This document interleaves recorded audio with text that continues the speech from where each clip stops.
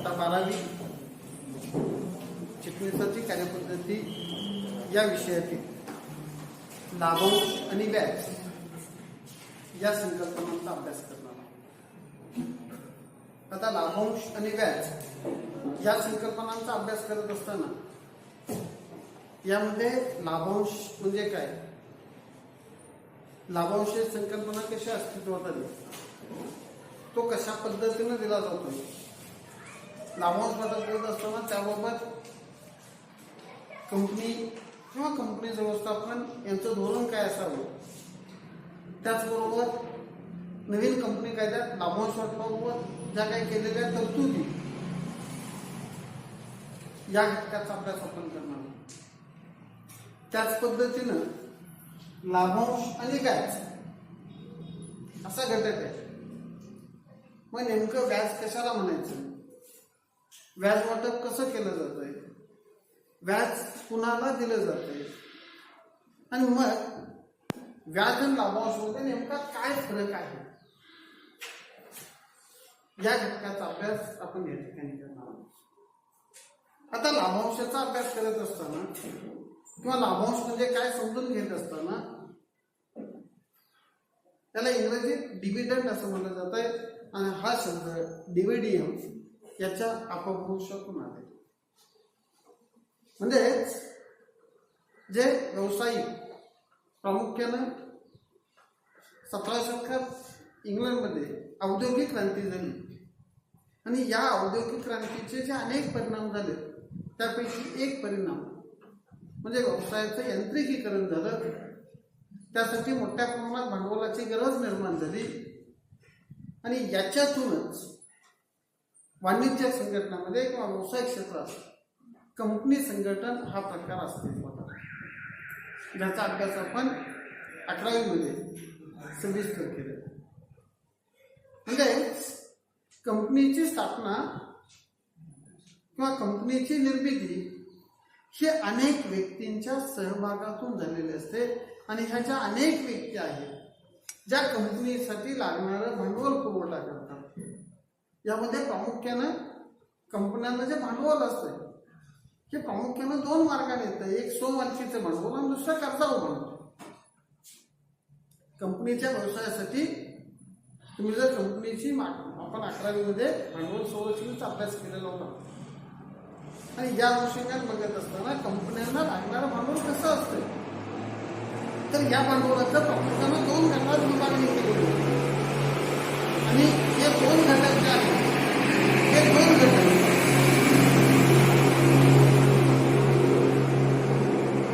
म्हणजे हे जे 2 घटक आहेत हे 2 गट, एक कंपनीच्या मालकाने केलेली भांडवल होती ज्याला स्वभांडवल म्हटलं जातं आणि दुसरं कंपनी व्यवसायासाठी मालकाशिवाय इतरांचाही काही हिस्सा, इतरांचाही काही निधी गुंतलेला असतोय, ज्याला आपण कंपनीचे सावकार म्हणतोय, कंपनीचे धनको म्हणतोय, कंपनीचे कर्ज पुरवठादार म्हणतोय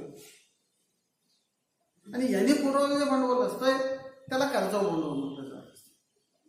म्हणजे कंपनीच्या भांडवलामध्ये प्रामुख्यानं 2 गटात विभागणी असते, एक मालकाचं भांडवल जे मालकाने घातलेलं असतंय आणि मालकाशिवाय इतरांनी जी गुंतवणूक केली असते ज्याला कर्जाऊ भांडवल म्हटलं जातं आणि या 2 भांडवलावर मिळून कंपनीचा व्यवसाय चालू झालेला असतोय आणि मग या दोन्ही घटकांनी कंपनीच्या व्यवसायासाठी जो भांडवल पुरवठा केला, कंपनीला लागणारा जो निधी पुरवठा केला त्याचा काही ना काही परतावा त्यांना मिळणं गरजेचं आणि हा जो परतावा असतोय या परताव्यालाच लाभांश आणि व्याज म्हटलं जातं। जो मालकाला परतावा दिला जातोय तो लाभांश म्हणून ओळखला जातोय, तो कंपनीच्या सावकारांना कंपनीला मालकाशिवाय ज्यांनी कर्ज पुरवठा केलेला असतोय त्यांना जो परतावा दिला जातोय त्याला व्याज म्हटलं जातं। म्हणजे प्रामुख्यानं ज्यांनी कंपनीसाठी लागणारा निधी पुरवठा केलेला आहे, कंपनीच्या व्यवसायासाठी भांडवल पुरवठा केलेला आहे, या भांडवलाचा मोबदला म्हणून कंपनी भांडवल पुरवठादाराला काही ना काही परतावा देत असते। या परतावा कंपनीच्या दृष्टीने लाभांश आणि व्याज म्हणून ओळखला जातो। म्हणजे कंपनीला ज्यांनी भांडवल दिलं, कंपनी व्यवसायासाठी ज्यांनी निधी उपलब्ध करून दिला, त्या भांडवलाचा, त्या निधीचा परतावा कंपनीकडनं जो जातोय तो लाभांश आणि व्याज म्हणून जातो. मग नेमका लाभांश कुणाला जातोय, व्याज कुणाला जात आहे? लाभांश कशा पद्धतीनं दिलं जात आहे, व्याज कशा पद्धतीनं दिलं जात आहे, व्याजाचा आणि लाभांशाचा कंपनीच्या भांडवलावर काय परिणाम होतोय, त्याचा कंपनीच्या व्यवस्थापनातला सहभाग कसा असतोय, आणि मग या सगळ्या अनुषंगानं जो आता कंपनीवरती नियंत्रण ठेवणारा जो कंपनी कायदा आहे, नवीन कायदा कंपनी कायदा 2013, या कायद्यानं या दोन्ही देयकाबाबत ज्या काही तरतुदी केलेल्या आहेत, या तरतुदीचा अभ्यास आपण येथे केला. आता यामध्ये पहिला घटक सांगितला जातोय तो म्हणजे तुमचा असणारा लाभांश. आपण जर याची शाब्दिक फोड केली तर लाभ आणि याच्यातला हिस्सा, आता हा लाभ कुणाचा आहे तर कंपनीला मिळालेला लाभ, आणि हा लाभ ज्याला आपण आपल्या भाषेत थोडक्यात आपण नफा म्हणू शकतो. बघा, कंपनीला जो नफा मिळतो, आता कंपनीला मिळालेला नफा हा कंपनीचा लाभ असतो, फायदा असतो. त्यामुळे याला आपण दुसरा शब्द फायदा असाही म्हणू शकतो. याच्यातला अंश म्हणजेच काय झालं, हिस्सा. आता कंपनीचे मालक कोण असतात तर कंपनीचे भागधारक असतात. आपल्याला पहिल्यांदा मालकातला आणि सावकारातला फरक समजून घेण्यात येतो. आपण गेल्या वर्षी कंपनीची संघटनात्मक रचना बघत असताना त्यामध्ये कंपनीचे सभासद या घटकाचा अभ्यास केला होता. ते कंपनीचे मालक असतात. का मालक म्हणलं जातंय, सभासद किंवा मालकाचा दर्जा का मिळतोय तर ते कंपनीच्या व्यवसायाची जोखीम उचलत असतात. आता कंपनीची जोखीम कोणत्या प्रकारची असते तर एक कंपनी काम करत असताना त्या कामात कंपनीच्या व्यवसायात यश येईल का अपयश येईल माहिती नसते. कंपनीचा व्यवसाय फायद्यात चालेल का तोट्यात चालेल हे माहित नसते.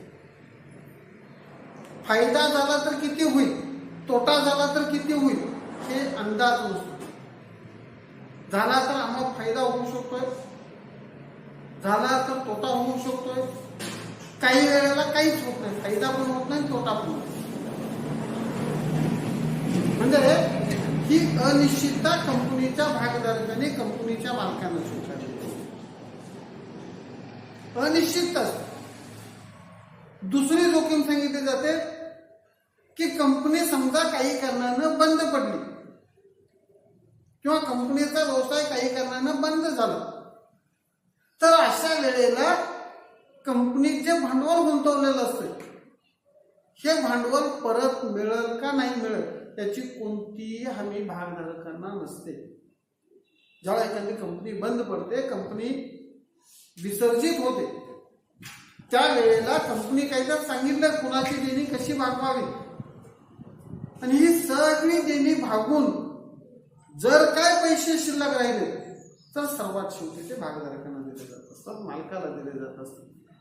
म्हणजे या पैशाला कुठल्याही प्रकारची सुरक्षितता नसते, पैसे परत येतील याची खात्री नसते.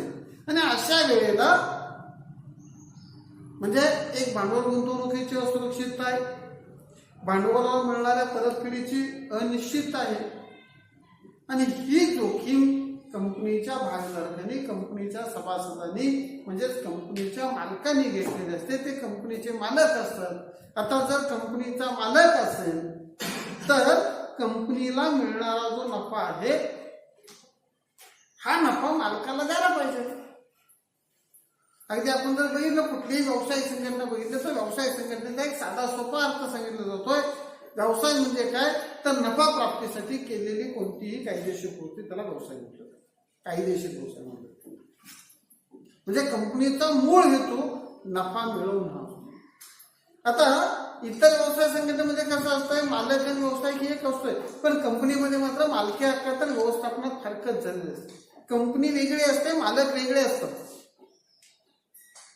मग या मालकांना ज्यांनी कंपनीसाठी पैसा दिला, ज्यांनी कंपनीसाठी निधी उपलब्ध करून दिला, त्यांना जर कंपनीचा नफा झाला तर त्या नफ्यावर हक्क त्या भागधारकांचा असतोय. त्याला आपण सभासद म्हणतोय, कंपनीचे भागधारक म्हणतोय, किंवा थोडक्यात आपण त्याला कंपनीचे मालक म्हणतोय.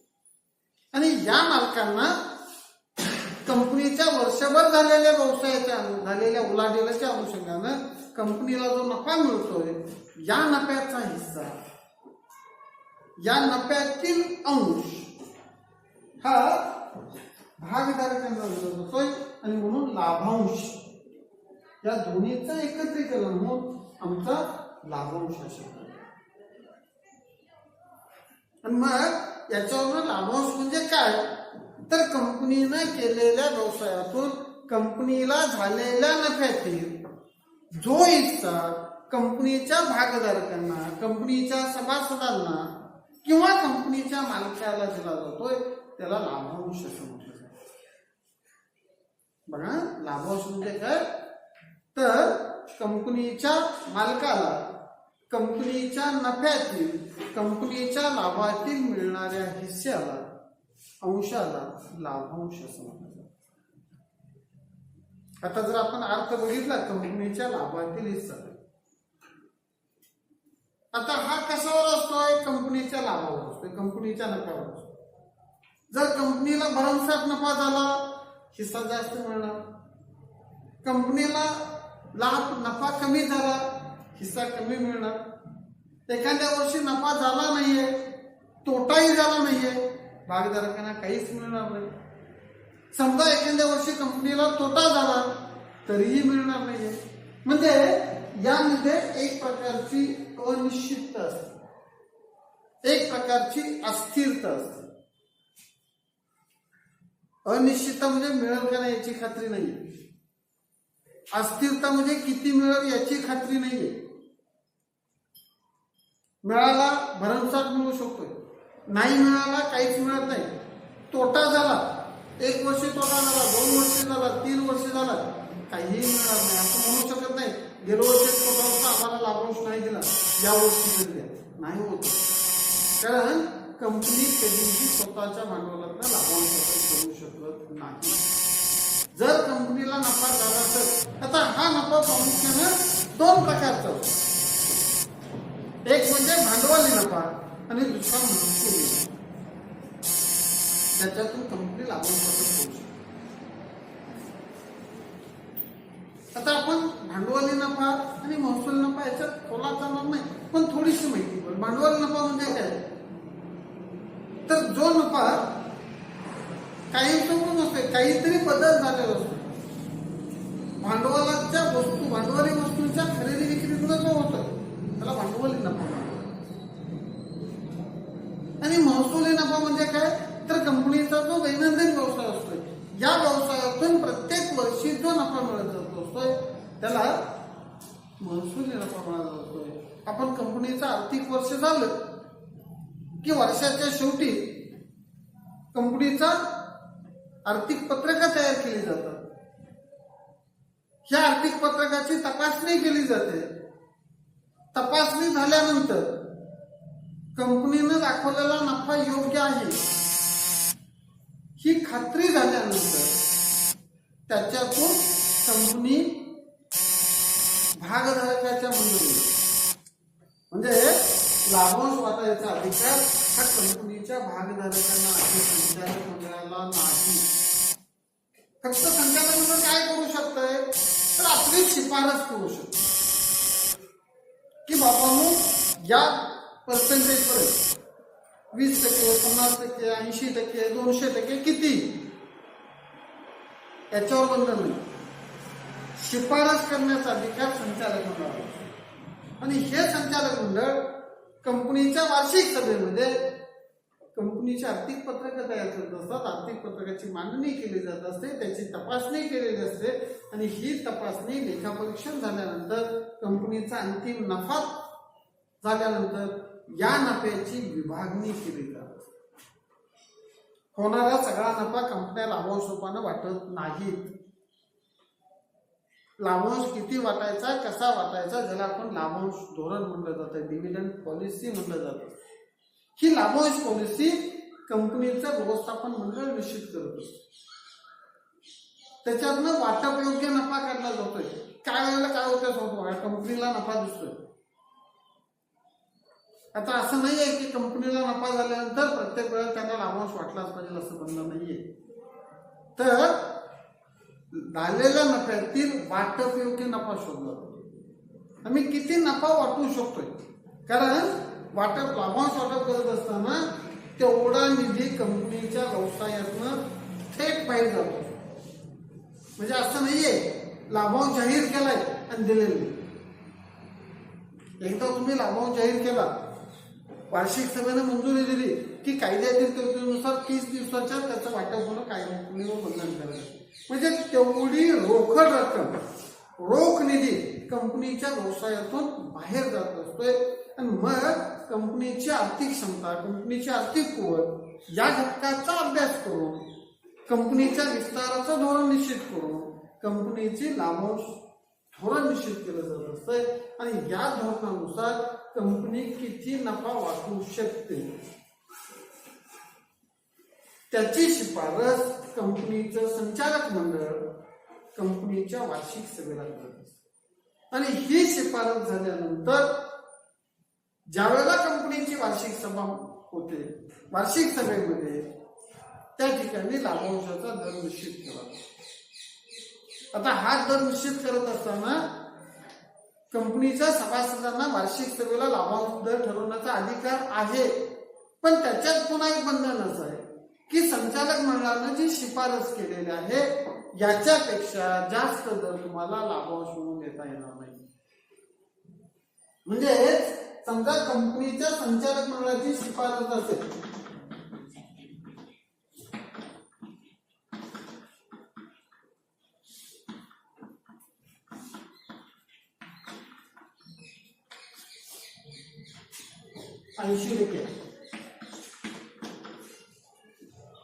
तर वार्षिक सभा 80% जास्त लाभांश घोषित करू शकते. समजा कंपनीच्या वार्षिक सभेला वाटलं संचालकाने शिफारस 80% केली आहे, आपण लाभांश 40% दिले, चालू शकतंय. 70% चालू शकतंय, 10% चालू शकतंय. पण जर वाटतं कंपनीच्या संचालकाला 40% नको 82% देऊया,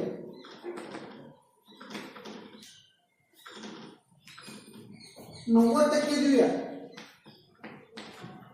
हे चालत नाही. कायदा परवानगी देत नाहीये. म्हणजे लाभांश ठरवण्याचा अधिकार कंपनीच्या वार्षिक सभेला आहे. पण तो किती असावा, तर तो जास्तीत जास्त कंपनीच्या संचालक मंडळानं शिफारस केलेल्या मर्यादेत असावा. त्याच्यापेक्षा जास्त लाभांश कंपनीची वार्षिक सभा जाहीर करू शकते.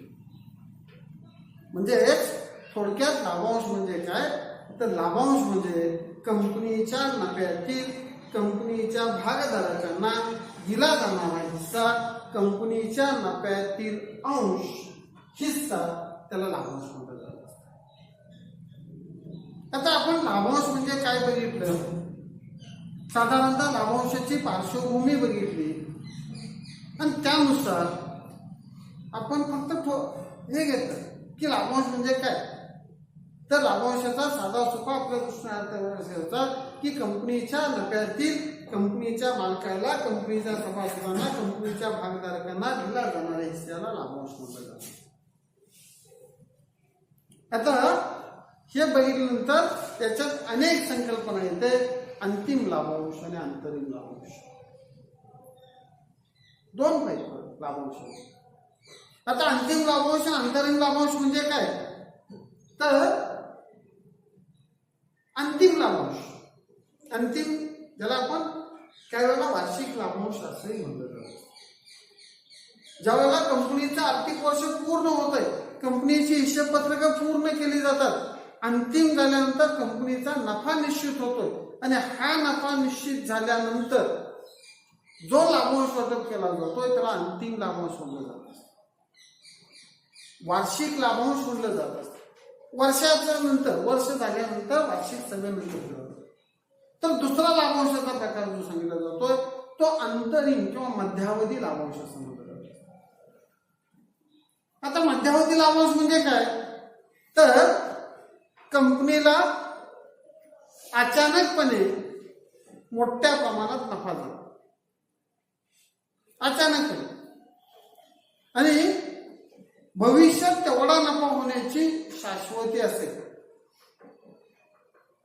अशा वेळेला कंपनीचं संचालक मंडळ स्वतःच्या अधिकारात कंपनी कायद्यातील आणि कंपनीच्या नियमावलीतील तरतुदीनुसार जो लाभांश जाहीर केला जातोय त्याला मध्यावधी लाभांश म्हणलं जात असतं, अंतरिम लाभांश म्हणलं जातं. मध्यावधी, आता असं नाही आहे मध्यावधी म्हणजे बरोबर 6 महिन्यांनी झाला पाहिजे, तर त्याबाबत सांगितलं जात आहे की कंपनीच्या 2 वार्षिक सभेच्या दरम्यान दिलेल्या लाभांशाला मध्यावधी लाभांश. तर अंतिम लाभांश जो कंपनीच्या वार्षिक सभेमध्ये संचालक मंडळाच्या शिफारसीनुसार वार्षिक सभेत जाहीर केला जातोय त्याला वार्षिक लाभांश, अंतिम लाभांश म्हणलं जातं. अंतरिम लाभांश कंपनीचं संचालक मंडळ जाहीर करत असते, तर अंतिम लाभांश हा कंपनीचा वार्षिक सभेत जाहीर केला जातो. कंपनीनं जाहीर केलेला मध्यावधी लाभांश कंपनी रद्द करू शकते. म्हणजे कंपनीनं लाभांश जाहीर केला मध्यावधी, कंपनीला वाटलं की आपल्याला भरमसाठ नफा झालेला आहे आणि भविष्यात एवढा नफा होईल, पण पुन्हा बदल झाले आणि बदल झाल्यानंतर कंपनीला लक्षात आले की नफा होणार नाहीये, त्यावेळेस तो लाभांश कंपनी रद्द करू शकते. पण वार्षिक लाभांशाच्या बाबतीत अंतिम लाभांशाबाबत असं करता येत नाहीये, कारण त्या कंपनीचे आर्थिक पत्रक पूर्ण झाले असतात, वर्ष पूर्ण झालेलं असतंय, नफा निश्चित असतोय आणि त्यामुळं अंतिम लाभांश एकदा जाहीर केला की हा जाहीर केलेला लाभांश कोणत्याही परिस्थितीत रद्द करता येत नाही, तो द्यावाच लागतोय. पण मध्यावधी लाभांश मात्र रद्द केला जातो. आता तुम्ही म्हणणार दोन्हीतला फरक आपण बघितला, खरंच कंपन्यांना असं होऊ शकतं का, अवाजवी नफा मिळू शकतो का? मिळू शकतो. कसा मिळतो एक उदाहरण सांगतो. बघा, तुम्ही जर वर्तमानपत्र वाचत असाल तर आता आपल्या कोरोनाच्या पार्श्वभूमीवर बघा, कोरोनाची साथ आली, कोणाच्या ध्यानीमध्ये नव्हतं. या साथीमुळे अनेक कंपन्यांचा व्यवसाय तोट्यात आला, थांबला. जर तुम्हाला गेल्या वर्षी दिवाळीत कुणी सांगितलं असतं की 4 बोटाचं कापड विकायचा धंदा जोरात चालणार आहे आणि याच्यात कोट्यावधी रुपये नफा होणार आहे, आम्ही त्याला प्रयत्न करत असतो. पण ह्या मास्क उत्पादक कंपन्या ज्या आहेत, ज्या कंपनीने किती नफा मिळवला असेल ते कुणी कुणी माहित नाही, पण नफा मिळवला. किती मिळाला? उदाहरणार्थ काय झालं, आपण जर या मास्कचे दर बघितले, सुरुवातीला 5 रुपयापासून 200-250 रुपयापर्यंत मास्कचे दर होते. आता तोच मास्क ज्यावेळेला याच्यात दंगा चालू झाला त्यावेळेला तोच मास्क तो 200 रुपयाला मिळत होता, 250-300 रुपयाला मिळाला, तो मास्क 50 रुपये. म्हणजे कंपनीने तोटा केला का? पूर्वी 200चा मास्क 50ला विकला म्हणजे कंपनीचा 150 रुपये तोटा झाला का? नाही झाला. पण तिने या संधीचा फायदा घेऊन भरमसाठ नफा मिळवला ना. मग हा मिळालेला नफा कंपन्या वाटू शकतात. दुसरं उदाहरण सांगायचं झालं तर आज काही फक्त उदाहरण म्हणून बरं का, आज कोरोनाच्या पार्श्वभूमीवर काही मल्टीनॅशनल कंपन्यांचे हॉस्पिटल होते, कंपनीने हॉस्पिटल सुद्धा आहेत बरं का. आपल्या भागात, आपल्या परिसरात, आपल्या देशात कंपन्यांची हॉस्पिटल आहेत. त्याच्याबाबत खरं खोटं माहीत नाहीये, पण समाजात जे गैरसमज झाले, कोरोनाचं पेशंट ऍडमिट केलं की 1.5 लाख मिळतात, 2 लाख मिळतात, 3 लाखाचं पॅकेज, आणि पुन्हा जेव्हा याच्यावर नियंत्रण आलं तेव्हा मात्र 3 लाखाचं लाख आलं, 80,000 आलं. म्हणजे त्यांनी तोटा धंदा केला का? नाहीये. परिस्थिती आहे, काय होईल सांगता येत नाही. आणि मग अशा काही परिस्थितीचा फायदा कंपन्या मोठ्या प्रमाणात घेतात होतो. काल एक छोटीशी बातमी होती.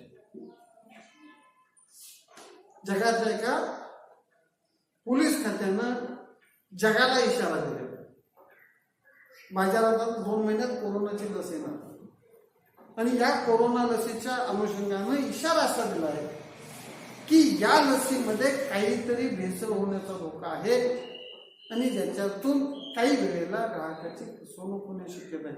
पण हे जे कोण करणारे आहेत ते मात्र याच्यात भरमसाठ नफा मिळवणार आहे, किंवा काही वेळेला साठेबाजीतनं नफा होतोय. आणि मग हा जो अवाजवी नफा आहे, या नफ्यातून काही वेळेला कंपन्या आपल्या भागधारकांना मध्यावधी लाभांश देऊ शकतात. आपण फक्त या ठिकाणी लाभांश आणि व्याज या घटकातील लाभांश म्हणजे काय, लाभांशाची पार्श्वभूमी कशी असते, आणि मग लाभांशाच्या अनुषंगाने असणारे 2 घटक, एक मध्यावधी लाभांश आणि दुसरा अंतिम लाभांश किंवा अंतरिम आणि अंतिम लाभांश, या 2 संकल्पना आणि त्यात असणारा फरक या घटकाचा अभ्यास केला.